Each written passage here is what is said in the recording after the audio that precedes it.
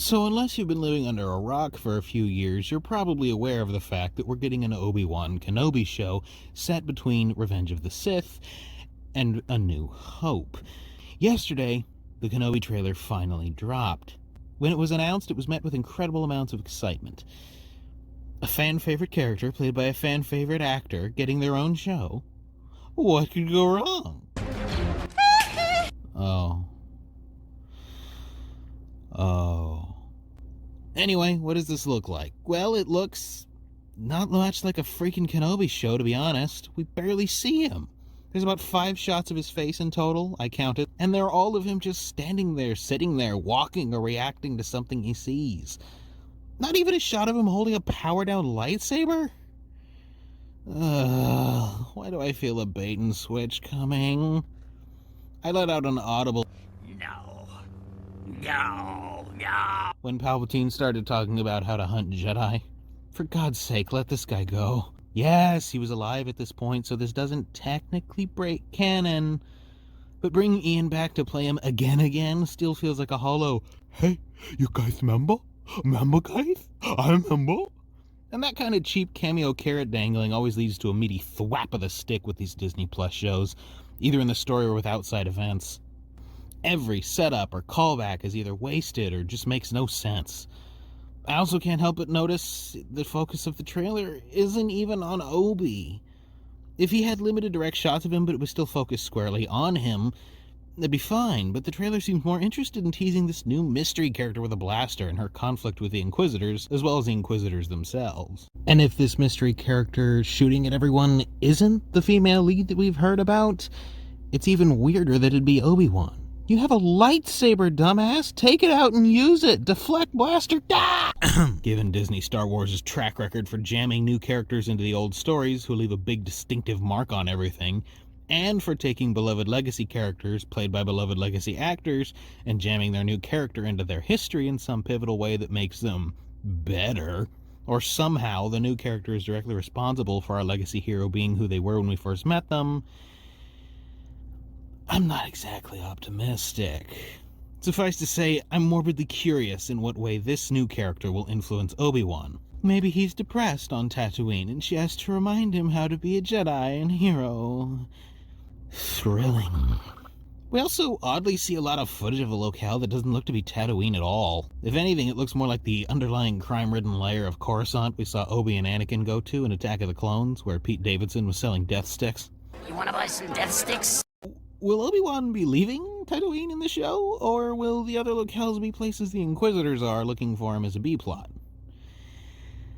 I don't know how I feel about him leaving. That feels weird from the guy who's watching over who he clearly believes is our last hope. So, ditching the whole planet that hope is on seems out of character and irresponsible. Also, with the news of Hayden Christensen returning as Anakin and Vader, it sure would have been cool to see one of the flashbacks of him and Obi-Wan during the Clone Wars that we've been told are coming.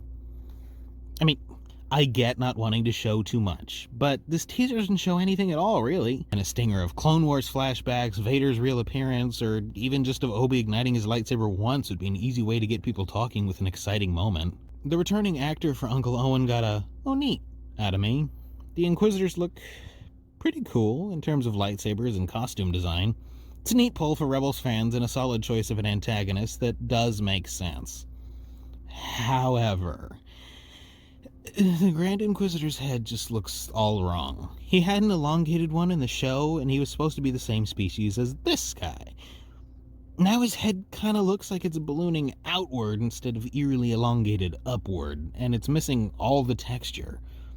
If they base it on this guy, he could have been kind of scary, but right now he looks kind of like Rian Johnson shaved his head, put on some white makeup, and a neck brace. Round. Also, using Duel of the Fates just feels so cheap.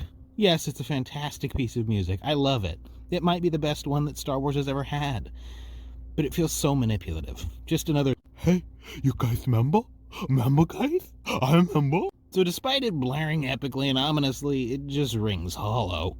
Now to be clear, I'm still hoping this is good, I just don't think it will be, because right now it looks like it'll be another surface-level Disney Plus Star Wars show with a bizarrely split focus. Which, by the way, I hope doesn't become the norm after Book of Boba Fett had a quarter season's worth of new Boba story with a ton of filler for one half of the season, and then Trojan horsed an extended teaser for Mando Season 3 into the other half. Obi-Wan was the show I really wanted to be good more than any others. I'm a big fan of Ewan McGregor's Obi-Wan, and the news he was returning got me incredibly excited, but after a bunch of behind-the-scenes Disney controversies and a painfully bland, shoehorning, ridiculous, just plain lazy Boba Fett show, I can't help but worry.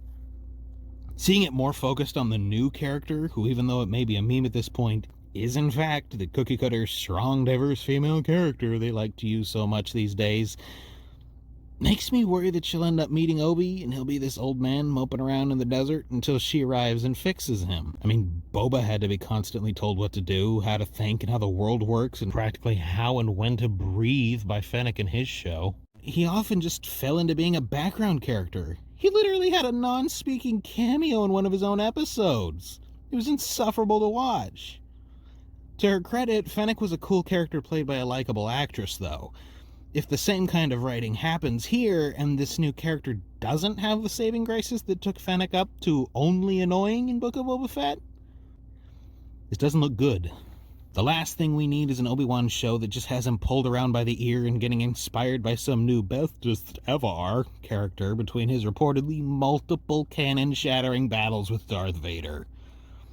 And yeah, that's been confirmed now. Not one fight, multiple. And look, they're gonna look great.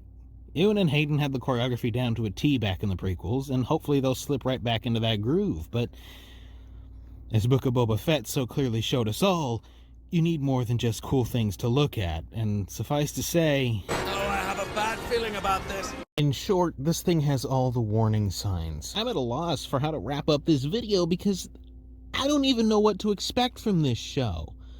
Well, I don't know what to expect from it based on this trailer anyway. It has inklings of promising ideas, but then it has all these warning signs that scream.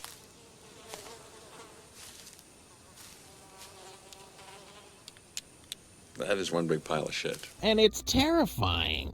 At this point, I've been burned too many times. This is one of my favorite characters, played by one of my favorite actors, and all I have for it is meh. Meh.